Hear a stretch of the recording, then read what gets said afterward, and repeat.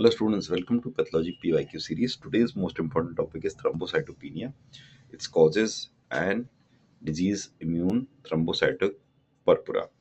See, thrombocytopenia is a condition characterized by decreased platelet count in blood leading to increased risk of bleeding. So why does it happen and what its definition? Thrombocytopenia is defined as any platelet count less than 1.5 lakh resulting in impaired primary hemostasis. There are many causes. We'll go through them sequentially. First is decreased production. That the production of platelets has been decreased. It can be either due to bone marrow disorders, aplastic anemia, or leukemia. Okay. Second cause can maybe increased destruction. That the platelets are produced in the required quantity, but they are getting destroyed. How does it happen? By immune thrombocytic purpura or DIC, disseminated intravascular coagulation. Third is sequestration, which is called hypersplenism. Here, what happens is there is splenomegaly, which is enlargement of the spleen, which absorbs all the platelets from the blood, thereby reducing their amount.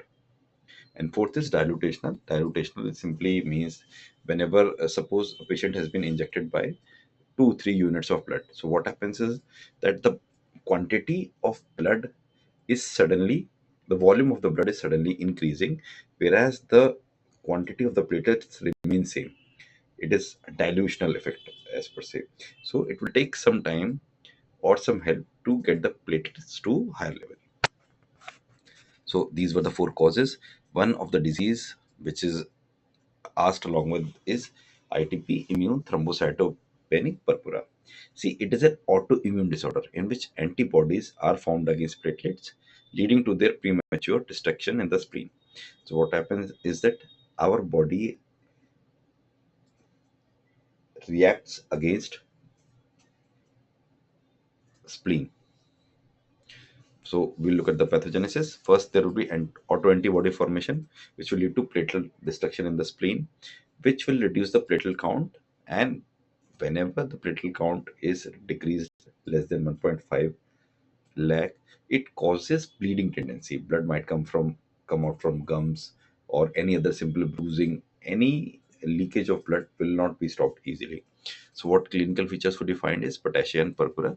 Potassium and purpura are simply both involved uh, reddish formation on the skin. Potassium is very pinpoint. Purpura is a large flat. You would find a patch of redness. Easy bruising. Okay, epistaxis, basically nosebleed. Uh, Blood sometimes leaks out from the nose. Menorrhagia. Menorrhagia simply means that in the menses, the amount of bleeding greatly increases along with the time period. Okay, and any other severe case may cause internal bleeding. So, what would you find in laboratory? That the firstly the platelet count would be low. Second is PT and APTT time will remain normal because there is no uh, problem in the pathway.